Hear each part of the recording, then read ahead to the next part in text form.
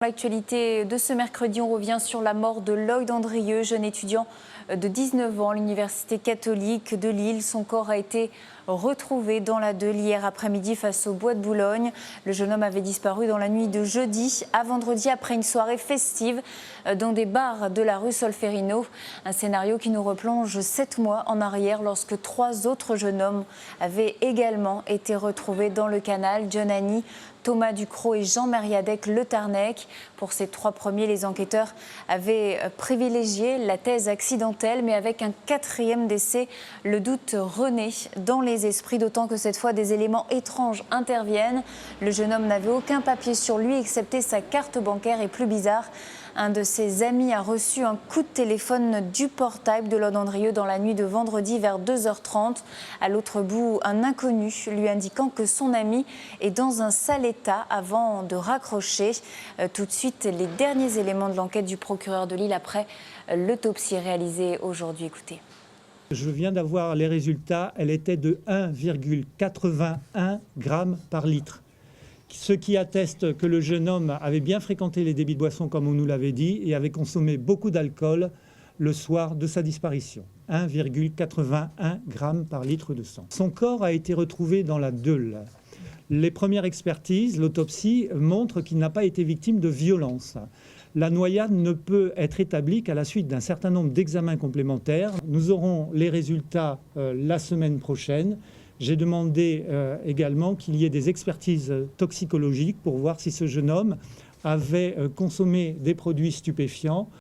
Aucune donc trace d'agression selon les premiers éléments de l'enquête, mais vous l'avez entendu, cette série noire interpelle. Le parquet a décidé donc de ne pas minimiser l'affaire. Une réunion importante est prévue en préfecture ce vendredi et pour aller plus loin cette fois dans l'enquête et notamment dans une enquête complémentaire, une équipe de 30 policiers sera dédiée à cette affaire. Écoutez.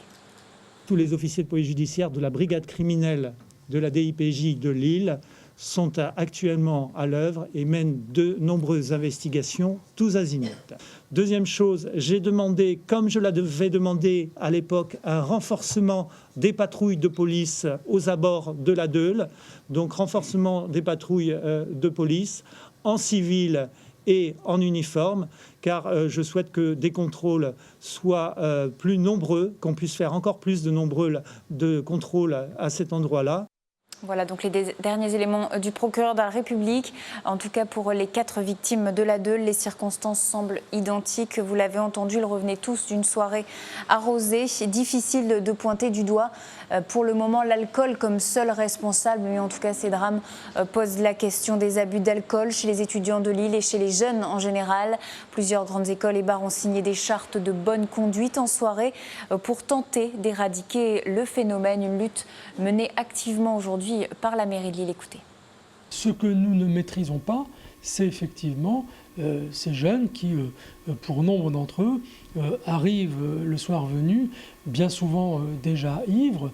Et ça, c'est un phénomène, je le redis, effectivement assez inquiétant. Nous continuons d'y travailler, y compris avec l'Institut catholique de Lille, puisqu'il n'y a plus d'alcool dans les fêtes étudiantes qui ont lieu dans les locaux de l'Institut catholique de Lille. Ça fait 2 ans, moi, que je ne signe plus aucune autorisation de buvette avec alcool pour les associations étudiantes. Ce que nous ne maîtrisons pas, ni la mairie, ni l'Institut catholique, ni la police nationale, c'est la manière dont les jeunes consomment cet alcool, et notamment chez eux.